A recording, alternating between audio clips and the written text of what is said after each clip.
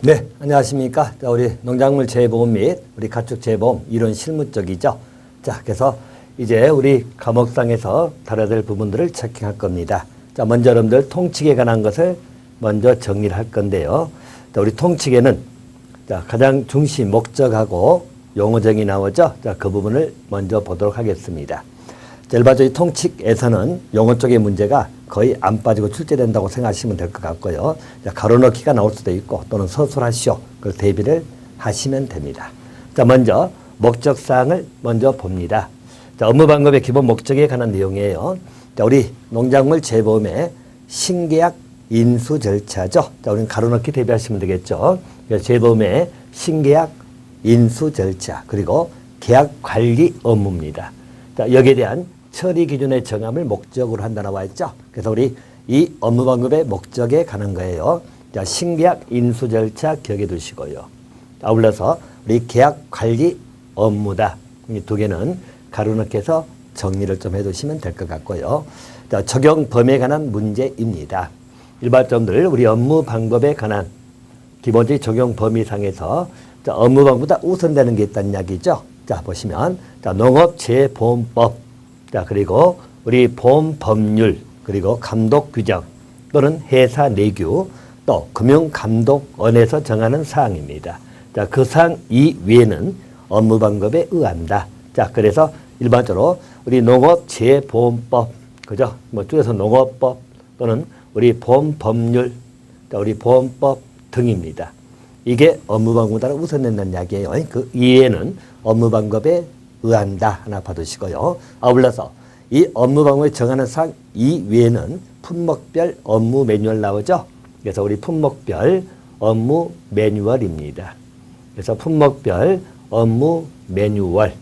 자, 그럼 이제 일반적으로 업무방법의 적용상의 순서 문제죠. 그래서 우리 농업재보험법 또는 보험법률 또는 감독규정, 회사 내규 또 우리 금융감독원에서 정하는 사항이 먼저 적용되고 그 이외 규정은 업무방법에 의한다. 또 업무방법에 규정이 없는 것은 품목별 업무 매뉴얼을 따른다. 그렇게 봐두시면 되겠습니다. 자, 용어정의에 관련된 테마입니다. 저번에 용어정의는 우리 시험에서 5회 때 빼고 한 번도 안 빠지고 출제가 되고 했어요. 그리고 가로넣기 뭐 등이 나온다든지 서술하시오 이런 형태로 나오기 때문에 체킹을 좀 하시면 되겠다. 자, 먼저 계약자 부분입니다. 자, 계약자에 관해서 서술하시오 라고 나올 수 있다는 이야기죠. 그래서 이것을 두 가지를 기억해 두시면 되겠고, 자, 우리가 암기할 때는 항상 특징적인 단어를 가지고 기억해 두시면 됩니다. 자, 보통 우리 계약자, 가입자를 하는 것은 우리 보험료를 납입하는 자를 말하죠. 자, 우리 회사하고 계약을 체결한다. 자, 여기서 말하는 회사는 누구죠? 우리 재보험 사업자를 말하겠죠. 우리 재보험 사업자라고 하는 것은 NH농협 손해보험을 의미합니다. 그래서 일반적으로들 우리 NH농협이다 생각하시면 돼요. 그래서 NH농협 손해보험이 일반적으로들 우리 회사, 즉 재보험 사업자로 생각하시면 됩니다. 이 사업자하고 계약을 체결해서 보험료 납입을 해야 될 의무를 지는 사람, 보험료 납입을 한 사람이다 라고 봐두시면 되겠고요. 또 하나 두 번째 특징은 계약자는 농업인 및 임차농 여부와 관계없이 말 나오죠. 자, 농업이나 임차농 여부와 관계없이 국내에서입니다. 자, 그리고 보험 대상 농작물이죠. 자, 실제 재배하는 주된 경작자를 말합니다.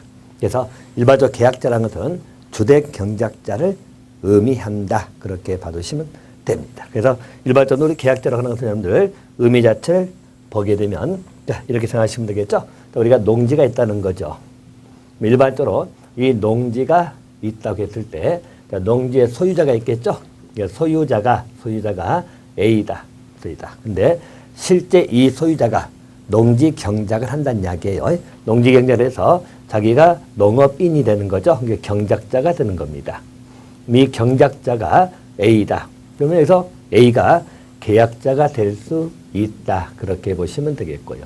자, 또는 소유자는 A지만 이 농지를 임대차 해가지고 임차인이 있다는 거죠. 그래서 임차인이 임차농을 한다는 이야기입니다. 예를 들어서 임차농이 경작자가 될 것이고요.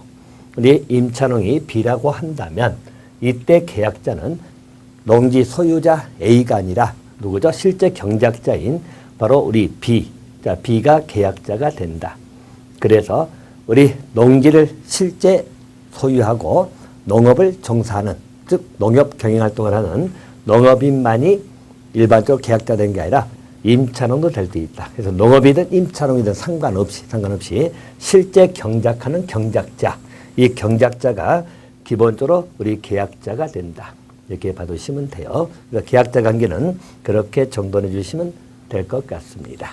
자, 계약자 부분을 서술하라고 쓰면 첫째는 회사하고 계약을 체결하고 우리 보험료 납입 의무를 지는 사람 기억해 두시고, 또 한 가지 이때 계약자는 농업인, 임차농 여부와 관계없이 국내에서 우리 그 농작물을 실제 경작하고 있는, 실제 재배하는 주된 경작자를 말한다.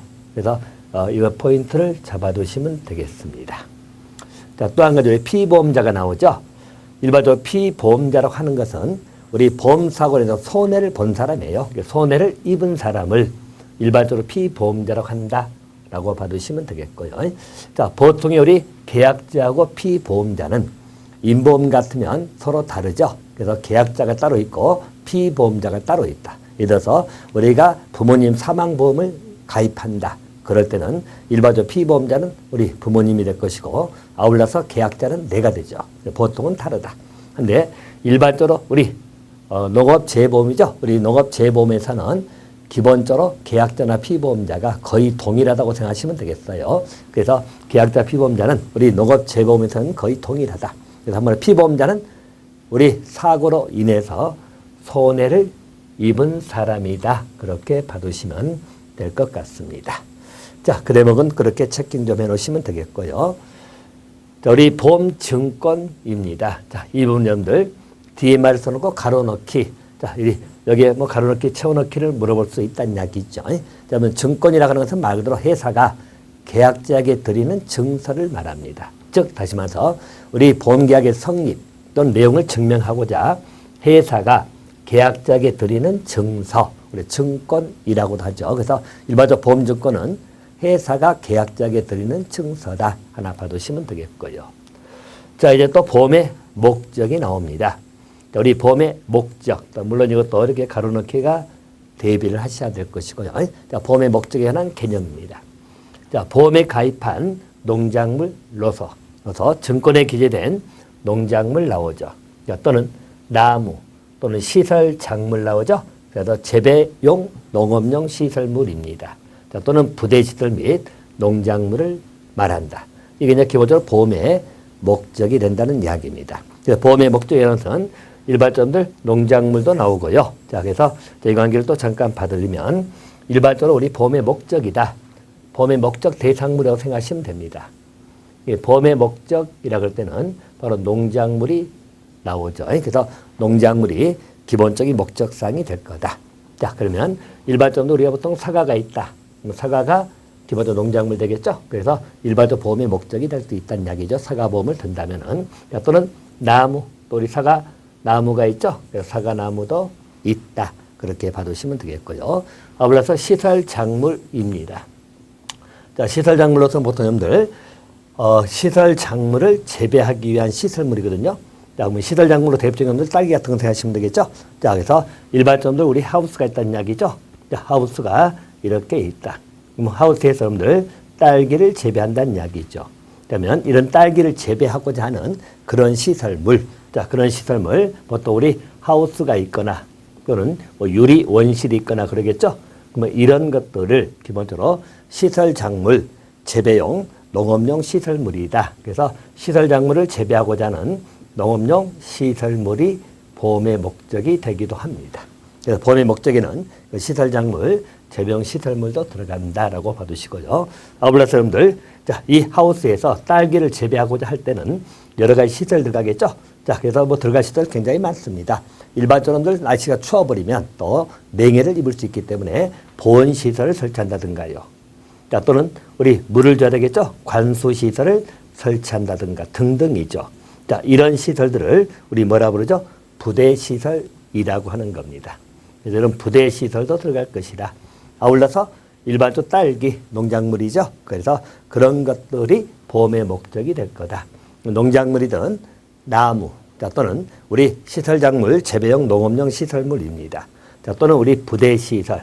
이런 게 보험의 목적이 되는 것이고, 이 보험의 목적 부분에 있어서 일반적으로들 우리 사고가 발생을 했을 때 우리 보험의 보험금 지급의 문제가 발생할 거다. 그래서 보험의 목적은 농작물 또는 나무, 그러니까 또는 우리 시설작물, 시설작물도 딸기라든가 그렇게 우리 하우스에서 재배를 한다고 생각하시면 되겠죠. 그래서 그 재배하는 시설물, 자, 그리고 부대 시설들 이렇게 봐두시면